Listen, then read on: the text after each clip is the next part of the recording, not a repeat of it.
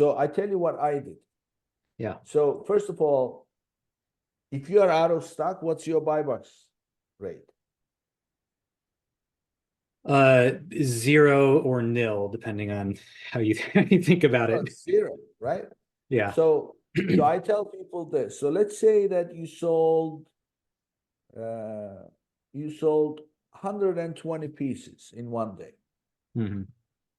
and you were in the buy box 50% of the time. How many would you have sold if you were in the buy box 100% of the time? Roughly double.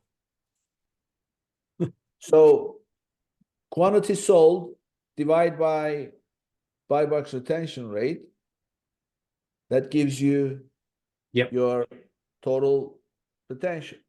So that's one way I went about it. But what happens if buy box retention rate is zero? Zero means it's absent. Yep. So therefore, you have your out of stock days, and that's a guess as good as you can have, and you would simply check your historical what you did on that day. So that gives you your, first of all, your full potential. Number one.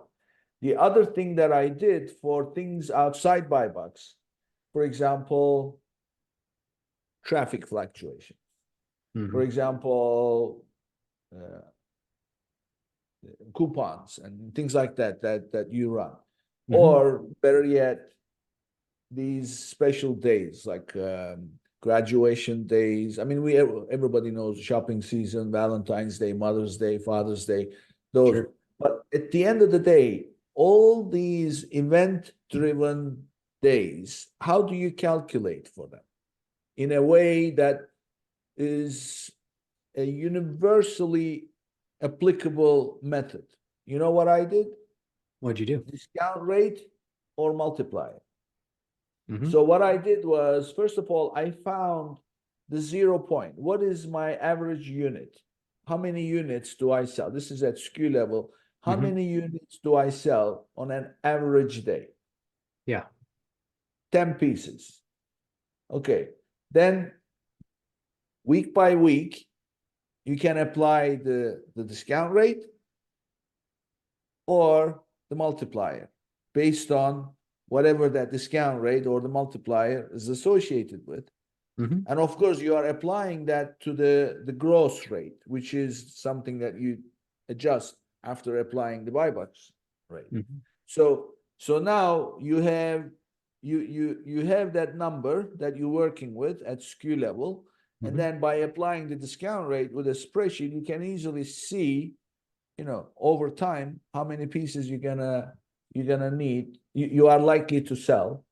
And then whatever that final number is, you can then, if you want, you can apply a discount rate to the whole thing or not. It's up to you. But it's at least one way, because I always struggled with, applying these curves to my calculations. How do you do it? And in the end, I came up with this methodology where I simply assign the multipliers or the discount rates, and then therefore you have one. What do you think about that approach?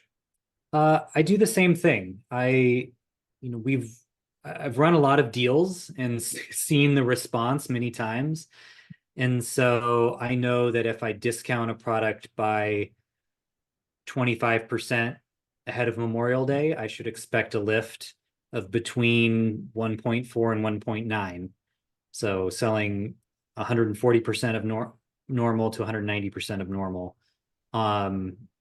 during that time frame. And that's specific to the type of product I sell, the category I sell, the time of year. It will be different for Prime Day. It'll be different for Black Friday. So I can start with those general long-term averages that I've seen. And if I have hard historical data, I can look a bit closer and see, okay, what happened when I did this percentage on this day or this set of days, or even more closely for those key items that do a lot of velocity. What happened when I discounted that product by that much on that day? and fine tune it, because the difference between 1.4 and 1.9 can be very significant, especially when it's on one of your more important items. And then The other thing that you spoke to the noise of the past and clarifying it is you have to do the same thing with your performance analysis to feed into what do we think is going to happen in the future. Is you have to back out the noise. So that buy box is one of those things. If you especially if you struggle with losing buy box frequently, you have to calculate the gross sales rate absent any lost buy box.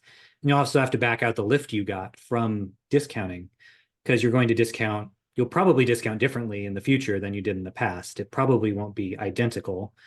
And so for your future forecasts to match what you think will happen, you have to back out what you did in the past and then add in what you're going to do in the future. So in addition to layering on what you're going to do in the future to what happened in the past, you also have to back out some of those things you did in the past if they're not constants. Yeah, it's not easy. No. So either that or you just look at a recent time period that you know is noise free and project it out to the future. Well, one or the other. Yeah.